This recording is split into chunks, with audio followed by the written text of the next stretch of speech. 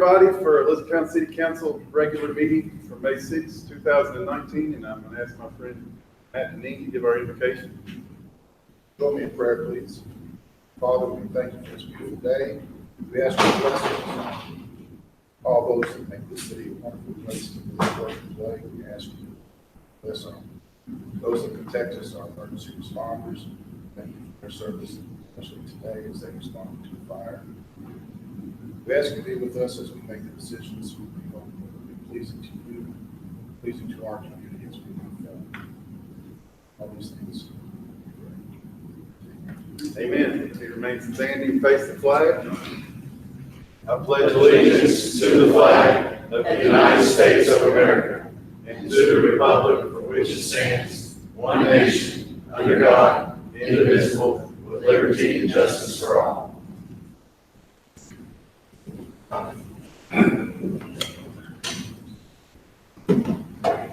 Okay, we need to approve minutes for April 15th, April 22nd, April 25th, 2019. Need a motion and second. Motion. All in favor? Aye. Opposed? Very good. Okay, we have a full slate of presentations today. We'll start off with Stacy Reynolds from the Heritage Council.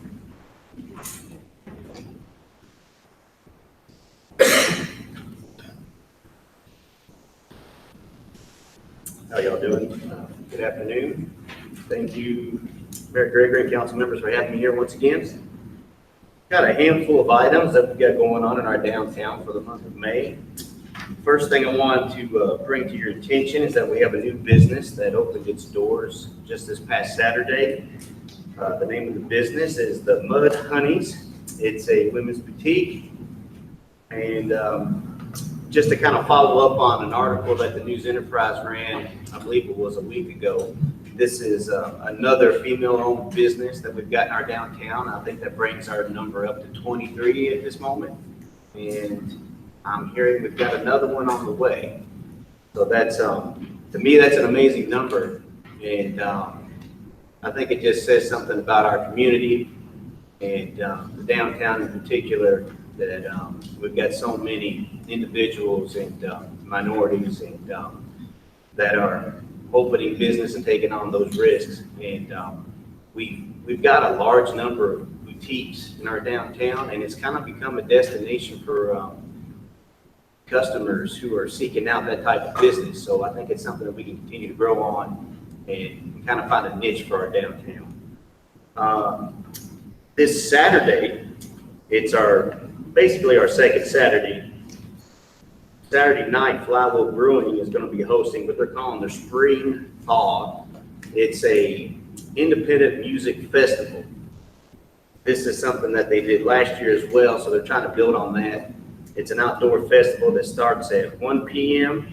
It features 10 different independent bands, and it'll run until 11:30 p.m. that night. So it's kind of an all-day festival. They had a great crowd response from it last year, and it's looking like we're going to get another good crowd for that event this year, so be sure to check that out. The downtown shops will also be offering Mother's Day specials all day Saturday, in conjunction with our second Saturday. Lastly, we've got this little festival coming up in about 3 weeks, the Barbecue Blues and Bikes Festival. Just to give you an update on it, we are completely sold out of all of our vendor spots. We've been turning away people left and right, which makes me wonder if maybe I know Sarah Vaughn has worked with me to squeeze in everybody we can, but surely we can find another 20 spots for next year, right? I see she's shaking her head, yes. We also have a larger than normal number of bike ride participants at this early stage. We usually get a lot of those participants signing up much closer to the event date, you know, people watching the weather. The one item that we're kind of lagging on, we could use a few more volunteers to help work the festival in the morning in the downtown area. So if you or somebody you know would like to volunteer for the event, we'll hook them up with a real nice event staff t-shirt, and they can help Matt out with quality control over at the beer tent maybe.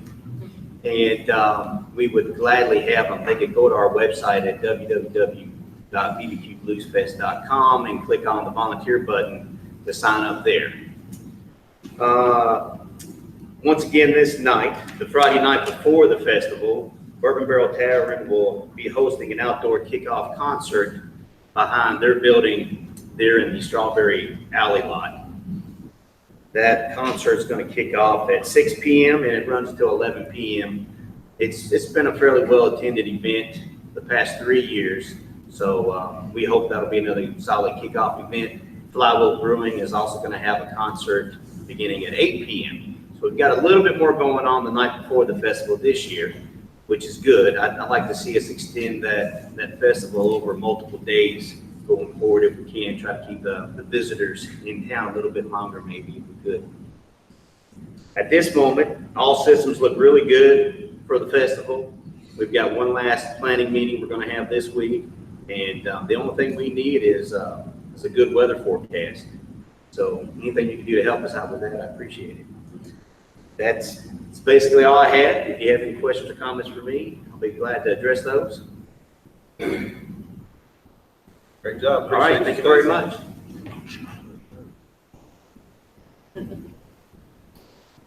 Sarah Jo Best, Director of Lincoln Trail Health Department, is next.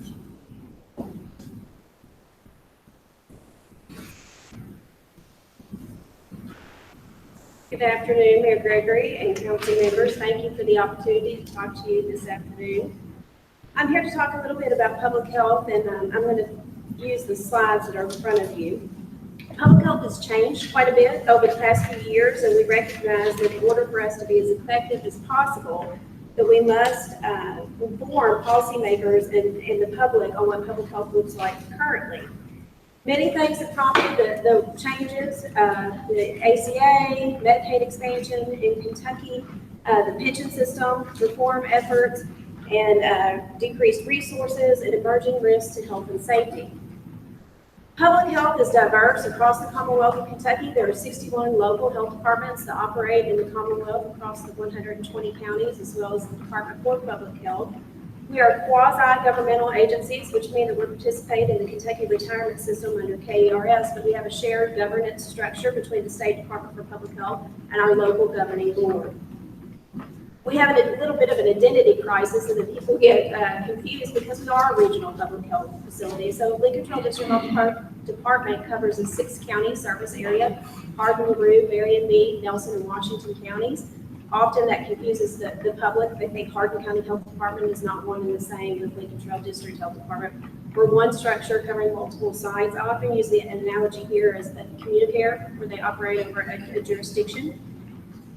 We have 7 sites in 6 counties with a population of just over 227,000 people. We have about 100 employees, just under that, and most of which have responsibility for more than one county. Our administrative office is here in Hardin County, which is determined by regulation and population base for our area.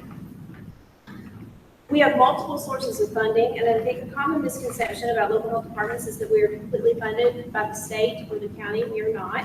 The majority of our funding come from service fees and local public health taxes. So to participate in Lincoln Trail District Health Departments, the counties participating in that agreed to pay 2 cents per $100 of assessed property value, and they contribute that to Lincoln Trail District Health Department to administer public health services in their communities. The next slide is entitled Focus on Population, and it basically looks at all the different things that affect our health and well-being. It demonstrates the majority of the determinants of health happen outside of the medical system. So despite advances in healthcare, too many Americans will continually needlessly fall ill unless we change the conditions that contribute to poor health. In recent years, life expectancy has decreased. Adopting policies that improve access to quality education, safe housing, jobs, and more can have lasting effects on health. So whether it's how we live, eat, or if we don't, where we go to school, our workplaces, who we care for, what opportunities we have or don't have within our communities, it all has a profound effect on long-term health, regardless of what type of medical care exists in our communities. The social determinants of health are conditions in our environment in which people are born, live, work, play, worship, and age that affect a wide range of health, functioning, and quality of life outcomes and risks. They include economic stability, education, health, healthcare, neighborhood, built environment, and social and community context. And so I think what's important to note here is that people don't naturally associate public health with things like transportation issues within a community, economic development, jobs, early literacy, those types of things. But we are involved in those each and every day, because what we know from that is the best start contributes to what the quantity of life that you have and the quality of life that you have. And so we have programs right here in Hardin County that focus on all those with our community partners. When I mentioned the change to the public health infrastructure, the next slide, the focus on population health, it's a pyramid slide. And that's from the Centers for Disease Control and Prevention. So data and research are driving our changes, as well as accessibility to healthcare and more people with coverage. What we found is, I say it's not your mother's health department anymore. The top of that pyramid really was, I think, what most people associate public health with, which is counseling and education and clinical interventions. We are very, very light in that today, because what research is telling us is, while that is good for the individual, public health is charged with population or community health. We're looking at the entire population holistically, and that just isn't where change happens for us. That's not where the best utilization of our resources takes place.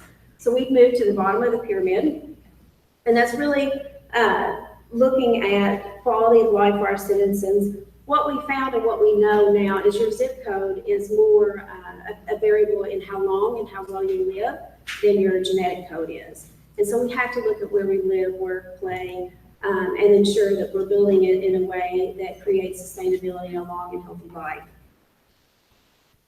When we do that, and we look at zip codes, we cannot look at zip codes and look at the quality of individual's life without health equity coming in.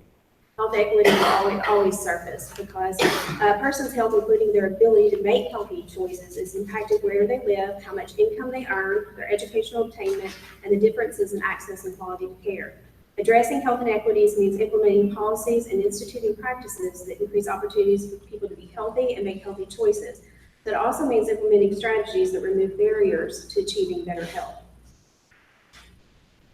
The next slide is a national slide, and it looks at what core public health services are. So health departments, regardless of where they are in our nation, should be focusing on preventing the spread of disease, which we just saw recently with hepatitis A, a lot of watching measles currently, ensuring food, air, and quality are safe, supporting maternal and child health, and improving access to clinical care services, as well as preventing chronic disease and injury. We used to be in the management business. Private healthcare is really better suited to do management of chronic diseases. We should be in the prevention market, where we prevent you from getting those.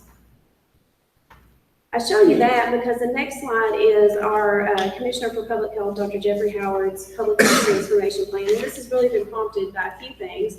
Most importantly, Kentucky never has ranked above 45 in years. When we look at our America's Health rankings, Kentucky stays at 45. And what we know is where we've spent our money, where we've spent our resources, where we've hired staff, has all been heavy in clinical interventions. And it's not gotten us out of that. And so it's time for public health to do public health, which is prevention, looking at policy, how we can affect people that aren't even here today in years to come, and looking at those social determinants of health. So we look very much upstream today, because that's really what we're seeing is driving risk to quality and quantity of life.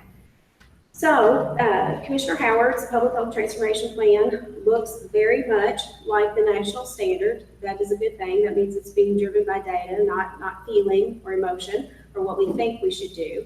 And which is another huge change in public health, is we only use evidence-based, research-based programming to support things that the data tells us that we need to do within our communities, acting in the role of the chief health strategist for the community. There was a saying that if you saw one health department, you saw one health department. And remember, I said there were 61 across the Commonwealth of Kentucky. So that was a lot of different views of what public health could be. This transforms that and assures that all Kentuckians across our Commonwealth have access to at least a core package of public health services. So that's our population health initiatives, enforcement of regulation, emergency preparedness and response, communicable disease control, and of course the administration and organizational infrastructure that requires us to be able to do that. We also must also assure or do WIC, which is the Women, Infant, Children Supplemental Nutrition Program, that assures food for those that need it, and also nutrition. PANS, which is our Parenting Home Visitation Program, which I say is one of the best things that public health has to combat future opioid addiction. It really is the very beginning, very upstream strategy where we begin to work with mothers prenatally to build bonding, to build family infrastructure, and to set a good stage. Evidence-based, again, it reduces everything from child abuse, improves outcomes at birth, infant weight, all of that. And then our harm reduction programs that are aimed at responding to the opioid epidemic. Questions for me?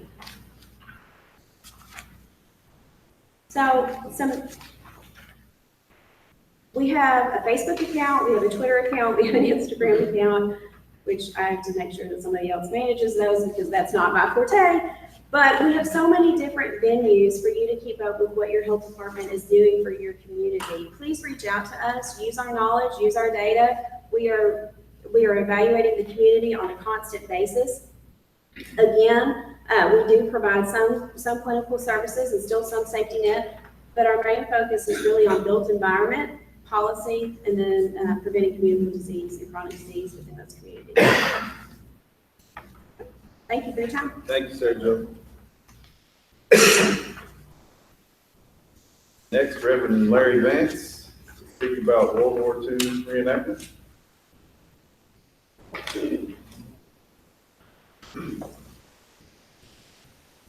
Thank you, folks.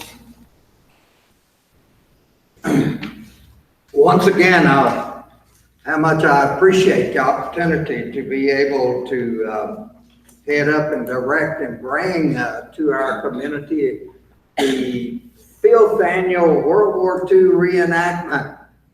And this year, as in the past years, we might be getting just a little bit larger. I do have the big Panzer III tanks coming out of Knoxville, Tennessee, which everyone always enjoys seeing those. They were not that popular for the American troops in World War II to be able to see, but it is popular today to get to see the type of equipment. We will be having in here additional World War II memorabilia and tanks and armored track vehicles that I have not had in before. Now, in putting this on, I make certain that every precaution is taken for safety. That's the reason I have security at every angle, to make certain that children in the community don't decide to run around and play with the tanks while we're out on the field. But we do watch everything, even though that did aggravate a couple of mothers as to why I would obstruct their child from running across the field during a reenactment. But another thing I want to bring to your attention this year, if you'll notice, for those of you at the council table, you do have a trifold that I have given you. And this year, the trifolds will be everywhere, will be available in the community and all. And I even gave you all some additional flyers because I knew that each one of you would love the opportunity to make sure those flyers get out. You have 20 apiece, and I hope you're committed to getting them out. And Mr. Mayor, I do want you to know that your predecessor, she was always at least at one of these reenactments. So I'm looking forward. Large shoes to fill. Now, this year, if you will look at your time schedule, you'll see 12:15 p.m. That's in the center section, remembering the fallen at the wall.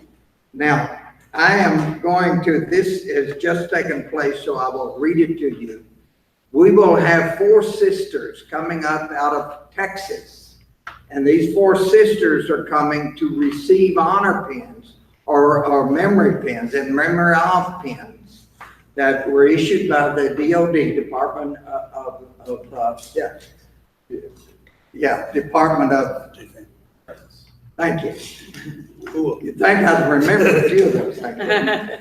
The memory, in memory of pins are ones we will be giving to four sisters of Captain Charles F. Thomas IV from the U.S. Army. He is listed on panel W4, line 113. He was killed in Binh Dinh province on April the 8th, 1971 by a hostile rocket fire. Guard Colonel Gregory Lowe will be presenting those pins along with certificates to the sisters in memory of their brother, which I believe is quite the honor for us as a community. The memorial wall, folks, is going to continue to bring in folks. Now, in that process, I will also have this year with me two leaders of the Historical Society of Vietnam History out of Nashville, Tennessee. They're coming up. They're going to be with me that day on the 25th of May, walking through, and I'm working with them to pull to E-Town a historical reenactment of Vietnam battles. Now, I'm a Vietnam veteran, boots on the ground, jungle fighter, Marine, but I have yet to figure out how to do that reenactment all around here exactly. But these guys are coming up. We're wanting to get the history straight on World War II reenactment and also on the Vietnam War. For those of us who fought there, we still call it a war. I just received a report a while ago that there are only 600,000 Vietnam veterans that had boots on the ground in Vietnam, and 160,000 that were in the waters. All are the only ones that are alive today, left living. Agent Orange has done a trick on all of us. I have been blessed to battle cancer twice and whipped it both times, and it'll be whipped anytime else that it comes also. But it is important for us to know that these men and women that have committed so much, World War II era, but also the Vietnam. So let's get a focus on what really took place. Wasn't the idea of those of us who came back from Vietnam that I wasn't even allowed to wear my uniform off the airplane, Marine Corps uniform, when I came back to Standerford Field in those days. From Vietnam, I had to be in civilian clothes, and despite that, servicemen, Marines, or whatever we were, you come off the plane, they all knew who you were and what you were. And I do remember the days of spitting and calling baby killers. That's why the history needs to be set straight. That's why I'm pulling the historians in for us to be able to present something. But then, especially our community, as many Vietnam veterans that we have around here, about the truth. We took care of a tremendous number of children in Vietnam. We fed them, we gave them our seed rations, and which was not lawful for us to do, but there was a way that we could get around it. I did it. So I'll take the quote martial for it today. But the truth about what really went on for us, that's coming. I want you to keep it in mind if the city council will agree with it, a time period for it to come in.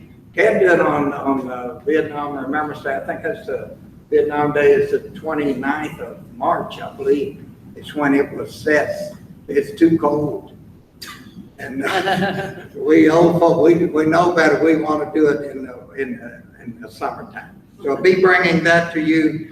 Those of you who have the travel, these again will be everywhere. Notice the new stats I put out for you that you may have never seen. I didn't know a lot of these stats myself about the youngest fighter or warrior in Vietnam was 15 years old. I did not know that, and I guarantee you his mother didn't either. The living memorial, I even gave you that, the new pins that were put out on the 50th anniversary. You all do remember and recognize, I am certain, that this is the 75th anniversary of the breakout and pursuit of Normandy Beach. So 75 years ago is when what will be reenacted there at the park will take place. Knowing that it is scheduled on an important weekend for the city, we do have 2 time periods for reenactment. One's at 10 a.m. On the 25th, and the next one is at 3 p.m. So that will give folk time to come down to the city and enjoy that, and come on out to the park and appreciate what is going on within our community. I am open for any questions that you may have. If the only time you can come, the 12:15 period would be a great opportunity to witness the giving of the pins to the sisters of the 4 of them that are driving up from Texas, so they can be a part of this particular ceremony. Any questions of me, folks? We do have street vendors this time that are going to be serving out there, if you notice that. I wanted to get the Chicago hot dog, I wanted to get Papa George in there because I have never eaten one. And he had promised me that I will be eating one of those. But I thought this year that would be different, bringing the street vendors and those who are recognized with great food. Larry, who's Jody? Yes. Who's Jody doing? Who's she reenacting? Jody? She is going to be doing prior to each reenactment, she's going to be singing the songs and giving her speech of what took place during World War II. And then I've got her at 12:30. When does she come on? At 1 o'clock. Nope. Jody would be on 11, well, 9:40. 11, that's right. She's coming in 11 a.m. And she's going to do a whole segment for me, a whole show under the pavilion, starting at 11 a.m. Great honor to have her also. Yeah. We're excited. We appreciate your service then. We appreciate it that it's continued now, and we look forward to getting out there and checking it out. Thank you. Look forward to seeing you. Thank you very much. Thank you.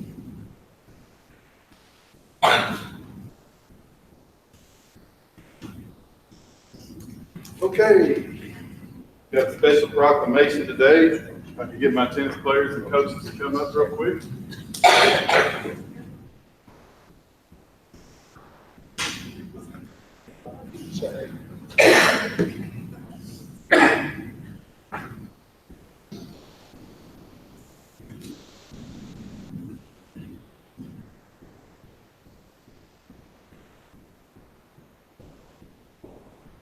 Okay, proclamation, whereas tennis is a fun and easy sport to learn and a great way to stay in shape, and whereas playing tennis provides a strong foundation for fitness, helps develop coordination, flexibility, and strength, and fosters self-esteem and confidence, and participation in tennis has been proven to improve personal health and fitness in many ways, including lowering blood pressure, burning calories, and lowering stress levels, and whereas tennis is a sport of a lifetime where any person of any age or ability can play. And through the month of May 2019, citizens of the city of Elizabethtown will celebrate Tennis Month as an opportunity for individuals and families to learn more about the game of tennis and its many positive social and health benefits. Now, therefore, I, Jeffrey H. Gregory, Mayor of the city of Elizabethtown, do hereby proclaim May 2019 in honor of Bo O'Brien as Play Tennis Month in Elizabethtown, Kentucky, and urge all citizens to work together to raise awareness of the game of tennis and maximize its social and health benefits by participating in the sport. I'll get you another copy.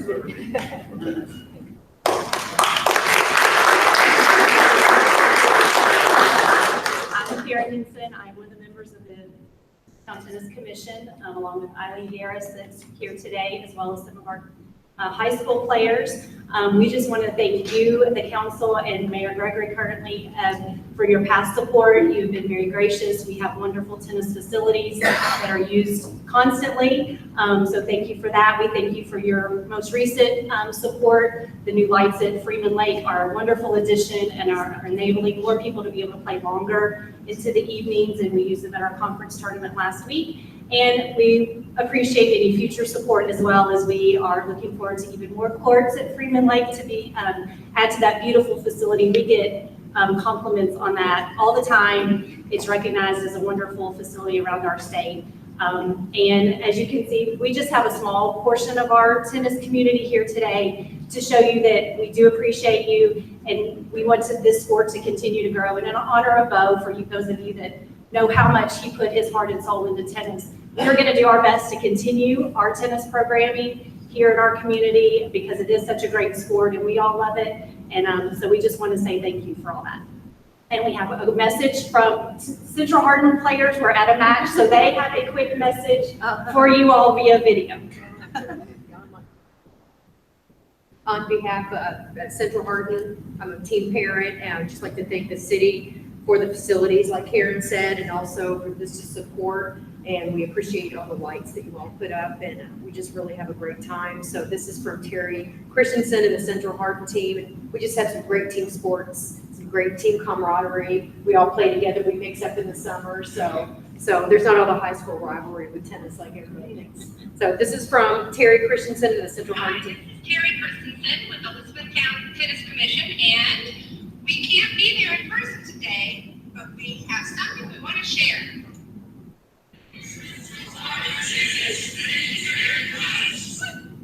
So thank you very much.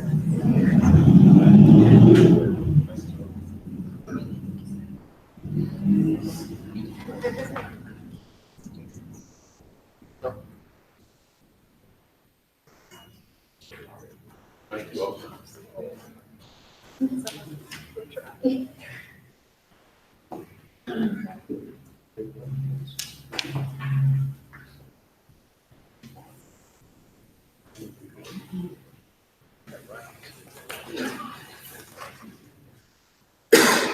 Okay, this will bring us up to some first readings on some ordinances. We'll start with ordinance number 10, 2019, designating speed limits and no parking for alleys. Need a motion and second to read. So moved. All in favor? Opposed? Whereas KRS 189.390 allows a city to establish speed limits by ordinance, and whereas the city desires to assure the safety of motorists and residences along public rights-of-way in the city, and whereas many of the historical neighborhoods in the city were developed utilizing a narrow alley system to provide access to residences, now be it ordained by the city of Elizabethtown, Kentucky, that from and after the passage, approval, and publication of this ordinance, that, 1, an alley is defined as a public vehicular way which affords a means of access to the rear or side of properties adjacent to it and not intended for general traffic circulation, a vehicular way being dedicated to the public by subdivision, plat, or deed, and typically less than 30 feet in width. 2, the speed limit on all alleys shall be 15 miles per hour unless otherwise posted. And 3, there shall be no vehicular parking on any alley. Be it further ordained that all alleys currently maintained by the city shall remain within the city maintenance system or maintenance by the city upon the passage, approval, and publication of this ordinance. Be it further ordained that the mayor of the city and or his designate, he is hereby authorized and directed to take all steps necessary to perfect this ordinance, including but not limited to posting signs and maintaining alleys through resources of the Public Works Department. Read the first time, this is the 6th day of May, 2019. And we receive complaints from time to time about speeding through the alleys, and more than the speeding complaints, we receive parking complaints, people with illegal parking, and obviously we can't put signs on every alleyway all up and down. So this gives the police department a tool to be able to go in and enforce those. And it's probably something we should have done a while back, but hopefully this will quell some of those complaints and we'll be able to get those under control. Ordinance number 11, 2019, amending nuisance ordinance. Motion and a second to read, please. Motion. Second. All in favor? Opposed? Whereas the city of Elizabethtown adopted a nuisance ordinance on December the 4th, 1991, and whereas the Elizabethtown Fire Department desires to properly regulate burning of leaves and weeds in the interest of public health, safety, and welfare, now be it ordained by the city of Elizabethtown, Kentucky, that from and after the passage, approval, and publication of this ordinance, that section 4.1.9.3 of ordinance number 37, 1991 is amended to no longer permit the burning of leaves and weeds. 4.1.9.3 will read as follows: the burning of wood, tree branches, and yard trimmings shall be permitted with the following conditions. It goes into the conditions. but what's extracted are the words leaves and weeds. Be it further ordained that the mayor of the city and or his designate be and he is hereby authorized and directed to take all steps necessary to perfect this ordinance, including but not limited to enforcement of these provisions by the fire chief or fire and or fire marshal. Read the first time this the 6th day of May, 2019. Next, we have 4 municipal orders. We'll start with municipal order number 24, 2019, approving contract with Taylor Seifert Williams Design Group LLC for the comprehensive plan. So motion and second to read, please. Motion. All in favor? Aye. Opposed? Whereas the city of Elizabethtown desires to operate a planning program for the community that is based on sound planning principles, and whereas KRS 100 requires that communities prepare a comprehensive plan to serve as a guide to assure the development of public and private property in the most appropriate relationships, and whereas the city desires to comply with all statutes and laws relating to the operation of a planning program for the city, now be it ordered that the city of Elizabethtown approves entering into a professional services contract with Taylor Seifert Williams Design Group for the assessment and preparation of the comprehensive plan for the Elizabethtown Planning Commission and the city of Elizabethtown in an amount not to exceed $111,500. Be it further ordered that the mayor of the city and or his designate be and he is hereby authorized and directed to take all steps necessary to perfect this order. Read, adopted, and approved this the 6th day of May, 2019. Any discussion? Need a motion and a second to adopt. So moved. Second. All in favor? Opposed? Next will be municipal order number 25, 2019, to reappoint Teresa Harris to the Housing Authority for a term to expire May 19th, 2023. Motion and second to read. Motion. All in favor? Opposed? At a regular meeting of the City Council of Elizabethtown, Kentucky, held on the date set out below, a motion to read and adopt the following municipal order was duly made, seconded, and approved. Whereas the mayor of the city, per KRS 90.310, wishes to reappoint Teresa Harris to the Housing Authority of Elizabethtown for a term to expire on May 19th, 2023. Now be it ordered that the appointment of Teresa Harris is approved and that the mayor of the city and or his designate is hereby authorized and directed to take all steps necessary to perfect this order. Read, adopted, and approved this is the 6th day of May, 2019. Any discussion? Motion to adopt.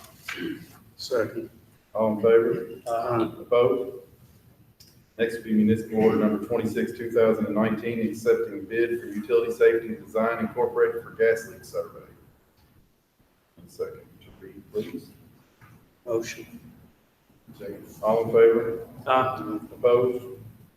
At a regular meeting of the City Council of Elizabethtown, Kentucky, held on the date set out below, motion to read and adopt the following municipal order was duly made, seconded, and approved.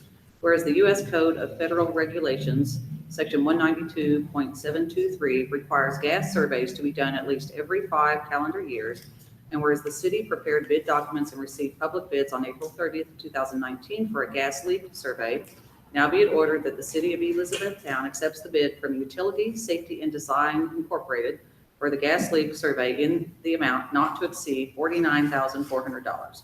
Be it further ordered that the mayor of the city and or his designate be and he is hereby authorized and directed to take all steps necessary to perfect this order, including but not limited to the signing of all contracts and obtaining the necessary permits. Read, adopted, and approved this is the 6th day of May, 2019.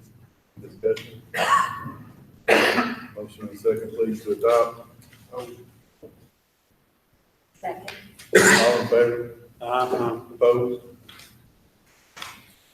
And then finally, number 27, 2019, accepting bid for road salt from Compass Minerals America Incorporated. Motion and second, please. Motion. Second. All in favor? Opposed?